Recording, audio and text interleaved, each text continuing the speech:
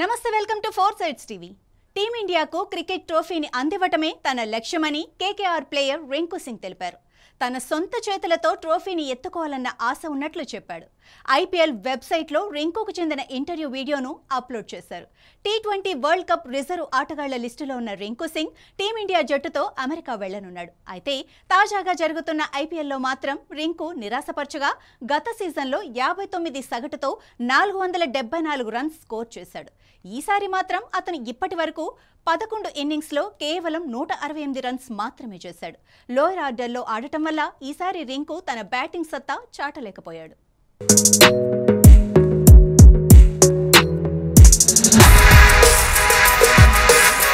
Performance తగ్గిన తనలో మాత్రం ఆత్మవిశ్వాసం తగ్గలేదని రింకు తన ఇంటర్వ్యూలో పేర్కొన్నాడు. ఇటీవల ఇండియా తరపున ఐర్లాండ్ మ్యాచ్తో టీ20లో అరంగేట్రం చేశాడు. 15 మ్యాచ్ల్లో 356 రన్స్ చేశాడు. క్రికెట్ ఆడుతున్న నాటి నుంచి జూనియర్ స్థాయిలో కొన్ని ట్రోఫీలు గెలిచానని, కానీ సీనియర్ లెవెల్లో ట్రోఫీలు గెలవలేదన్నారు. వరల్డ్ కప్ కు వెళ్తున్నానని, వరల్డ్ కప్ ట్రోఫీని అందుకోవాలని ఆశగా ఉందని, తాము గెలుస్తామన్న నమ్మకం ఉందన్నారు. దేశం కోసం పెద్ద ట్రోఫీని గెలిచి దాన్ని చేతుల్లో పట్టుకోవడం తన లక్ష్యమని చెప్పాడు.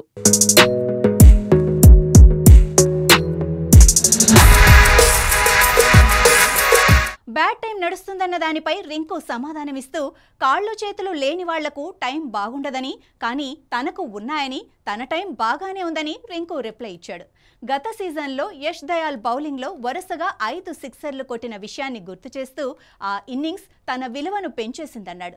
ఇంకా బ్యాటింగ్ చేయాలన్న ఆశ కలుగుతోందని, వచ్చే గేమ్లో బాగా ఆడతానని తనకు తాను చెప్పుకుంటానని, తీవ్రంగా శ్రమిస్తున్నానని, ఆ 5 సిక్స్ల తర్వాత తన లైఫ్ మారిందని, తనకు యాడ్స్ రావటం మొదలయ్యాయని, ప్రజలు గుర్తించటం ప్రారంభించారని, ఇప్పుడు తాను ఒంటరిగా బయటకు వెళ్లటం లేదన్నాడు. హోర్డింగులపై తన పేరును చూడటం సంతోషంగా ఉందన్నాడు. రింకు తన పేరేనా లేక ముద్దుగా ఎవరైనా పిలుస్తారా అని కొందరు అడుగుతూ ఉంటారని, కానీ అదే తన నిజమైన పేరని తెలిపాడు.